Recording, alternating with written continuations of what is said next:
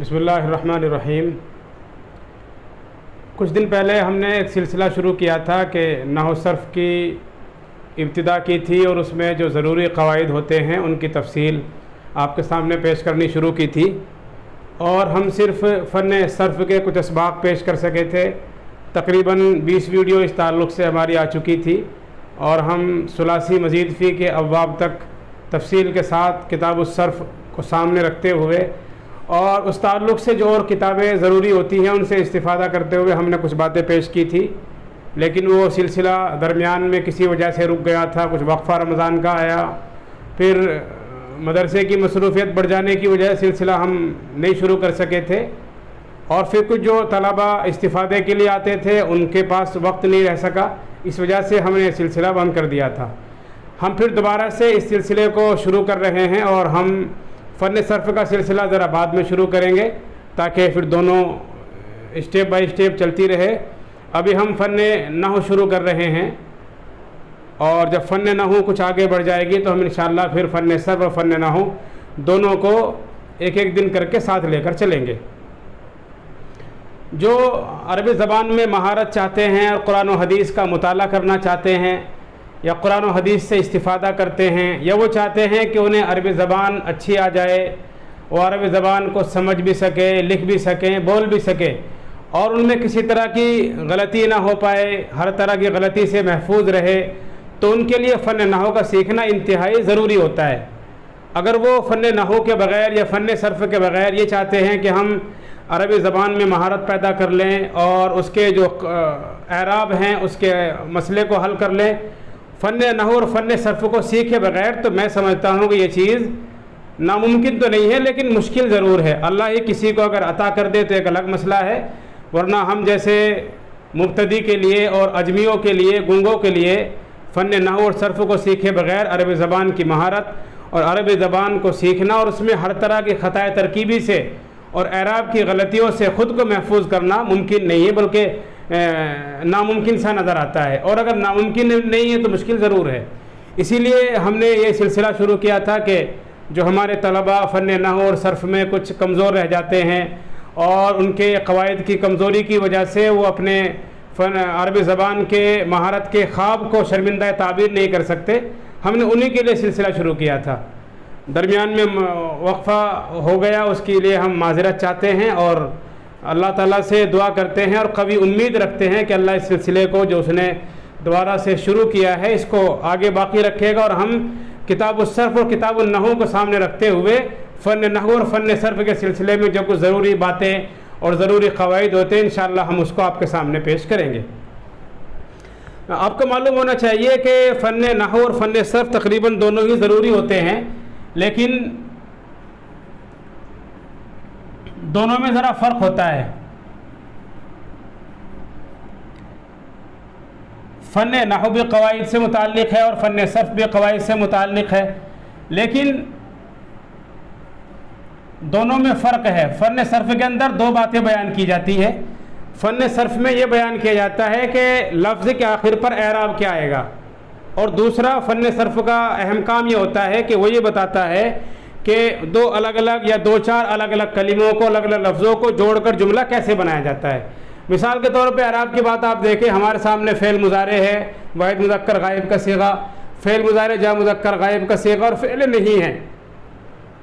हमने फ़ेल मुज़ारे बनाया है ज़रबा से। ज़रबा के आखिर में ज़बर, यज़रिबु के आखिर में पेश, यज़रिबूना के आखिर में नून और ला तज़रिब के आखिर में जज़म। ये काम फ़न सर्फ़ का नहीं बल्कि ये काम फ़न नहव का होता है। फ़न नहव हमें ये बताएगा कि माजी के आखिर को ज़बर दिया जाता है, मुज़ारे के आखिर को पेश दिया जाता है और जब मुज़क्कर गायब में पेश की जगह पर नून एराबी लगाते हैं और फ़ेल नहीं को आखिर को हम जज़म देते हैं। ये काम फ़न सर्फ़ का नहीं, ये काम किसका है? फ़न नहव का है। इसीलिए आप देखेंगे जब आपने पढ़ा है कि जो फ़न नहव है उसमें जो आखिरी हर्फ होता है वही असल बहस का कलिमा होता है, बहस का हर्फ होता है, उसी को हम महल एराब कहते हैं, जिससे फ़न नहव की बहस होती है। फ़न सर्फ ने सिर्फ ये बताया कि माजी से मुजारे कैसे बनेगा, वाहिद के सीगे से जमा का सीगा कैसे बनेगा और फिर नहीं कैसे बनेगा, ये काम फ़न सर्फ से मुताल्लिक़ है। लेकिन उसके हम एराब क्या देंगे, माजी को ज़बर, मुजारे को पेश और नहीं को जज़म, जब मुज़क्कर गायब के सीगे में नून, एराबी, ये काम फ़न सर्फ का नहीं है, बल्कि ये काम फ़न नहू का है। एक दूसरा काम फ़न नहू और करता है,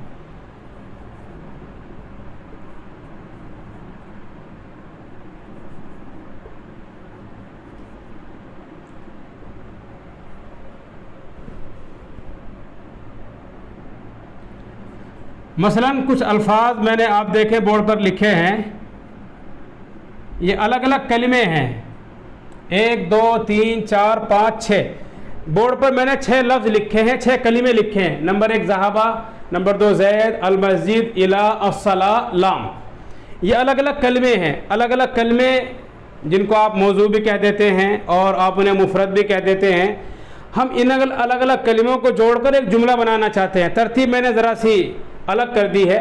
अब ये मिसाल के तौर पे ज़हाबा के बाद ज़ैद आएगा या मस्जिद आएगा, इला का इस्तेमाल कहाँ होगा, सलात का इस्तेमाल कहाँ होगा, लाम का इस्तेमाल कहाँ होगा।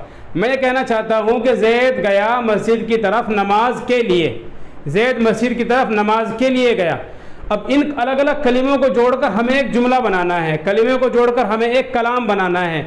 ये कलाम फ़न सर्फ से मुताल्लिक़ नहीं, बल्कि ये फ़न नहू बताएगा कि फ़ेल के बाद फ़ाइल होता है, फ़ाइल के बाद मफ़ूल होता है, मफ़ूल के बाद मुताल्लिक़ात आते हैं। जुमला अगर हम बनाना चाहें तो मसलन जुमला ये बनेगा, ज़हाबा ज़ैदुन इला अल मस्जिदी लिस्सलाती, गया ज़ैद मस्जिद की तरफ नमाज के लिए, ज़ैद मस्जिद की तरफ नमाज के लिए गया। अभी जुमला मैंने बिल्कुल सही बना लिया। ये मैं सही इसलिए बना सका कि मुझे पता था कि फ़ेल के बाद फ़ाइल आता है, और चूँकि फ़ेल लाजिम है मफ़ूल की ज़रूरत नहीं है, जार मजरूर आ जाएगा, और लाम हर्फ जर है, इसके बाद मजरूर आता है, हर्फ जर मजरूर के बाद नहीं आता। मुझे इसका पता था, इसीलिए मैंने इस जुमले को सही बना लिया। अगर आपको ना पता हो कि हम किस लफ्ज़ को कहाँ पर रखेंगे, किस लफ्ज़ को किस जगह पर रखेंगे, कौन सा लफ्ज़ किस जगह पर आएगा, तो फिर आप जुमलों की सेटिंग में और जुमलों की तरतीब में क्या करेंगे, गलती करेंगे। तो फ़न नहू के 2 ही फ़ायदे होते हैं। फ़न नहू में 2 काम बताए जाते हैं। फ़न नहू उस फ़न को कहते हैं जो कलमे के आखिरी हर्फ के एराब को बताए और अलग अलग कलिमों को जोड़कर सही जुमला बनाने का तरीक़ा सिखाए। ये काम फ़न नहू के अंदर होता है। आखिर पर क्या एराब आएगा, मसलन इसी को आप देखें, ज़हाबा के आखिर में ज़बर, ज़ैद के आखिर में पेश, मस्जिद के आखिर में ज़ेर और सलात के आखिर में ज़ेर।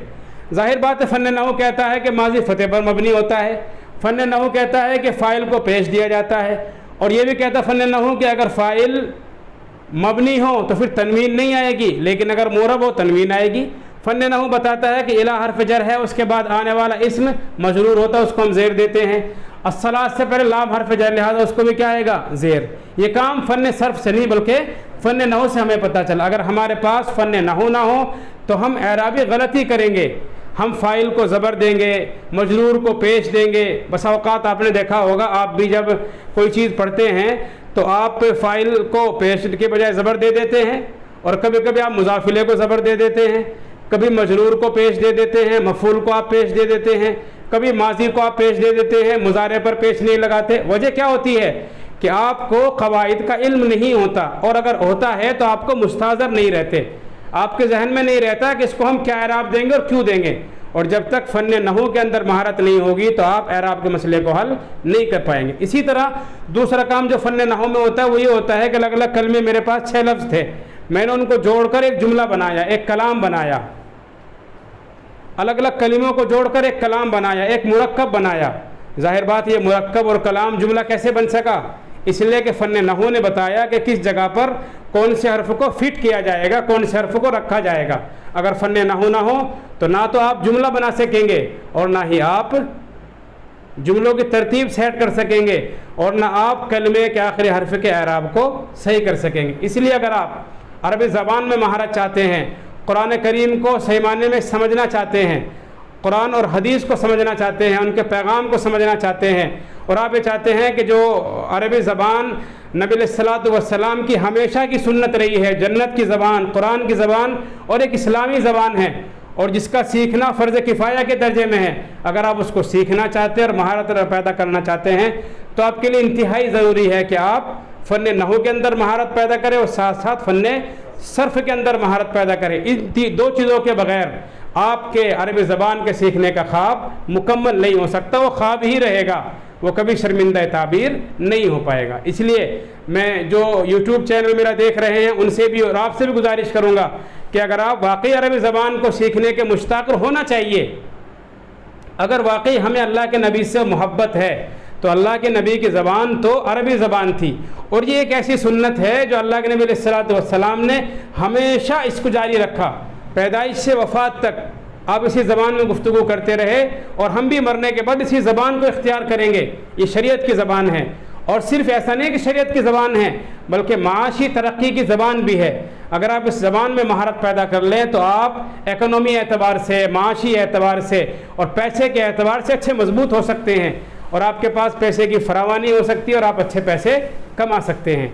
इसलिए हदीस के को सामने रखकर, कुरान को सामने रखकर और शरीयत को सामने रखकर भी इसको सीखें और जो माशी मसाइल हमारे साथ पेश आ रहे हैं उसको सामने रखकर भी आप अरबी ज़बान को ज़रूर सीखें। अगर अच्छी आपके पास अरबी ज़बान हो तो आपकी अच्छी मांग होगी, अच्छी नौकरी आपको मिल सकेंगी, अच्छी सैलरी आपको मिल सकेगी और आप अच्छा पैसा भी कमा सकेंगे। और अगर सिर्फ आप सोचते रहे कि भाई सोचेंगे और सीखेंगे और कोशिश करेंगे और आपने इस तरफ तवज्जो नहीं की, फिर आप फरागत के बाद आप सोचेंगे काश मैं ऐसा कर लेता और मुझे ऐसा करना चाहिए था, लेकिन आपके काश कहने से और आपके अफसोस करने से और कफ़े अफसोस मिलने से या अपने असातिज़ा को, अपने मदरसे को, अपने वालिदैन को या अपने एक निज़ाम और सिस्टम को बुरा भला कहने से कुछ नहीं होने वाला। वक्त गुज़र रहा है, गुज़र जाएगा। अगर आपने उसको किसी चीज़ में महारत पैदा करने के लिए इस्तेमाल कर लिया, वक्त आपका हो जाएगा और फिर आपको वक्त बहुत कुछ देगा। और अगर आप सिर्फ तानो तशनी में लगे रहे, तबसराबाजी में लगे रहे और ये सोचते रहे कि चलो अभी तो वक्त है, देखा जाएगा, भी कोई उम्र थोड़ी ना निकल गई, जब आप अमली ज़िंदगी में आएंगे तो फिर आपके पास वक्त नहीं होगा। इसलिए मैं आपसे गुजारिश करूँगा इन दोनों फ़नों को आप सीखें, फ़न सर्फ़ को भी और फ़न नहू को भी, ताकि आप अरबी ज़बान को अच्छा लिख सकें, अच्छा बोल सकें और अच्छी तरीके से उसे समझ सकें। फिर इंशाअल्लाह ज़िंदगी आपकी होगी, मुक़द्दर आपका होगा, किस्मतें आपकी होंगी, आपके पास पैसे की फरावानी भी होगी, इज़्ज़त भी होगी और आपके पास इक़्तिदार भी होगा। अब सवाल ये पैदा होता है कि फ़न नहू की इब्तिदा कब हुई, फ़न सर्फ़ की इब्तिदा कब हुई, ये कवायद हमारे पास कब से मौजूद हैं। तो इसके लिए तफसील कई एक इसके जवाबात हैं। एक जवाब तो ये है कि हज़रात सहाबा और जो अहले ज़बान हैं उन्हें अरबी ज़बान के कवायद की ज़रूरत नहीं होती है, लेकिन अगर आप पढ़ें तो आपको पता चलेगा कि जब इस्लाम तरक्की करने लगा और इस्लाम आगे बढ़ा और इस्लाम की तरक्की हुई और दीन अरब से निकलकर अजम तक पहुंचा और वहाँ कुरान पहुंचा, नबी अलैहिस्सलातु वस्सलाम की हदीसें पहुंची, तो उन लोगों को कुरान करीम के समझने में और हदीस को समझने में बड़ी दुश्वारी आई। उन्हें मालूम ही नहीं हो पाता था कि इस पर किस तरह से एराब लगाया जाएगा, किसको कहाँ रखा जाएगा। ये शिकायत हज़रत अली की खिदमत में हुई तो हज़रत अली ने अबुल अस्वद दुवैली को बुलाया जो नहू के बड़े इमाम हैं और उन्हें कुछ कायदे बताए और फिर उनसे कहा कि तुम इस कायदों को मुरत्तब करो। तो अगर सही माने में देखा जाए तो बानी फ़न सर्फ़ के भी और फ़न नहू के भी हज़रत अली हैं। शुरू में उन्होंने ने कुछ बातें अबुल अस्वद दुवैली को बताई थी और फिर उन्होंने बाकायदा इसमें मेहनत की और मेहनत करके इसको मुरत्तब किया और फिर उसी के बाद से फ़न सिलसिलेवार हम तक पहुंचा है और अल्हम्दुलिल्लाह काफ़ी इसकी तरक्की हुई। बसरा में बड़े इसके मरकज़ रहे हैं और बसरा इसका बड़ा मरकज़ रहा है जहाँ इसको फ़न को बड़ी तरक्की हुई और बड़े बड़े आइम्मा इस फ़न में आए हैं और फ़न नहू के बड़े बड़े इमाम हुए जिन्होंने इस फ़न को काफ़ी मेहनत करके आगे बढ़ाया और बढ़ाकर हम तक पहुँचाया है। अब जिम्मेदारी हमारी बनती है कि इसको सीखें, इसमें तजदीदी अमल इख्तियार किया जाए, जिद्दत पैदा की जाए और जो कुछ बातें ऐसी हैं जो तिश्ना हैं, जिनको हम समझते हैं कि ये नामुकम्मल हैं, हालांकि ऐसा नहीं है, लेकिन बहरहाल इल्म है वो कभी मुकम्मल नहीं होता है, तो फिर हमारी जिम्मेदारी बनती है कि हम इस फ़न में आगे बढ़ें, इस फ़न में मेहनत करें और मेहनत करके हम इस फ़न को आगे बढ़ाएं। आज के लिए बस इतना ही। इंशाअल्लाह कल हम आपको बताएंगे कि फ़न नहू की इब्तिदाई चीज़ें क्या क्या हैं और फ़न नहू की तारीफ़, उसका मकसद, उसकी गर्ज़ व गायत, उसको सीखना क्यों ज़रूरी है, इस ताल्लुक़ से कुछ बातें हमने आपके सामने रख दी। इंशाअल्लाह कुछ बातें हम कल रखेंगे और साथ में आपको ये भी बताएंगे कि कलिमा किसको कहते हैं, कितनी उसकी किस्में होती हैं, 3 ही किस्में क्यों होती हैं, ज़्यादा क्यों नहीं हो सकती है, कलिमा और कलाम में क्या फ़र्क होता है, या मौज़ू और मुहम्मल में क्या फ़र्क होता है, इन तमाम बातों के जवाबात इंशाअल्लाह हम कल आपके पास लेकर हाजिर होंगे। तब तक आपसे गुजारिश है कि आप हमारे चैनल से जुड़े रहें और देखते रहें, ख़ुद भी इससे इस्तिफ़ादा करें, और जो हज़रात इल्मी दुनिया में आगे बढ़ना चाहते हैं उन तक भी इस फ़न को और हमारी इस वीडियो को पहुँचाए, ताकि वो भी इस्तिफ़ादा कर सकें और जो फ़न नहव और सर्फ़ के ताल्लुक़ से उनके अंदर कमी रह गई उस कमी को पूरा कर सके। अल्लाह आपको खुश रखे, सेहत और सुकून के साथ रखे। अस्सलामु अलैकुम व रहमतुल्लाहि व बरकातहू।